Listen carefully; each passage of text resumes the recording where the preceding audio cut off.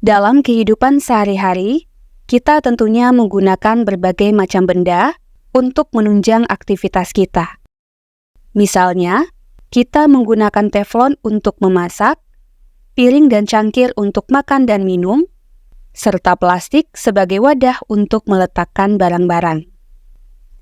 Nah, tahukah teman-teman bahwa benda-benda tersebut adalah molekul berukuran besar atau raksasa yang kemudian disebut dengan makromolekul.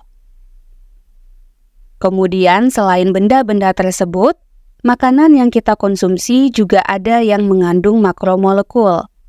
Misalnya, protein yang terdapat pada telur, daging dan tempe, serta karbohidrat yang terkandung di dalam nasi. Lantas, apa sebenarnya yang dimaksud dengan makromolekul? Makromolekul adalah senyawa yang memiliki ukuran sangat besar, di mana senyawa yang tergolong makromolekul adalah polimer dan biomolekul.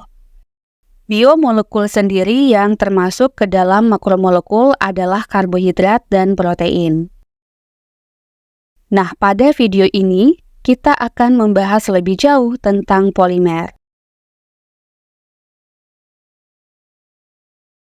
Polimer berasal dari kata poli yang berarti banyak dan meros yang berarti bagian. Polimer ini merupakan suatu makromolekul yang terbentuk dari bergabungnya molekul-molekul sederhana yang disebut dengan monomer melalui proses yang disebut dengan polimerisasi. Sebagai contoh, kantong plastik dan botol plastik merupakan suatu senyawa bernama polietilena yang terbentuk melalui penggabungan molekul-molekul etilena atau etena. Nah, dalam hal ini, etilena merupakan monomer dan polietilena merupakan polimer. Selanjutnya, polimer dapat dikelompokkan berdasarkan beberapa kategori.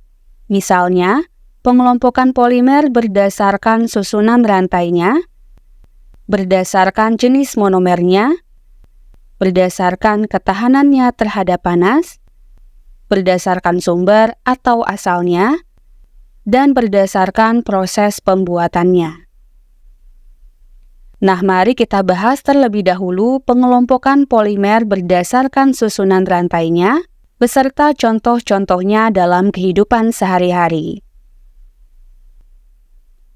Nah, berdasarkan susunan rantainya, polimer dibagi menjadi 3, yaitu polimer linier, polimer bercabang, dan polimer ikatan silang. Polimer linier adalah polimer yang tersusun secara berulang-ulang, saling berikatan, dan membentuk rantai polimer yang panjang. Contoh dari polimer ini adalah polietilena yang dalam kehidupan sehari-hari dimanfaatkan sebagai plastik. Nah, contoh lainnya adalah polivinil klorida yang dimanfaatkan sebagai pipa paralon.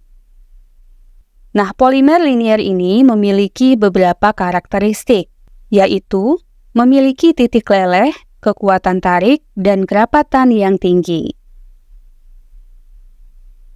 Kita lanjutkan ke jenis polimer berikutnya, yaitu polimer bercabang.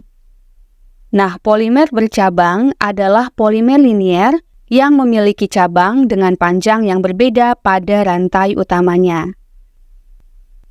Contoh dari polimer ini adalah glikogen yang merupakan salah satu polisakarida pada tubuh kita, yaitu pada hati dan otot yang berfungsi untuk menyimpan cadangan energi. Nah, monomer dari glikogen adalah glukosa. Selanjutnya, karena adanya cabang di rantai utama, maka polimer ini memiliki titik leleh, kekuatan tarik, dan kepadatan yang rendah.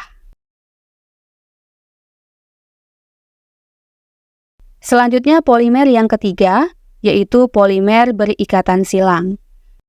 Nah, polimer ini juga sering disebut sebagai polimer jaringan 3 dimensi.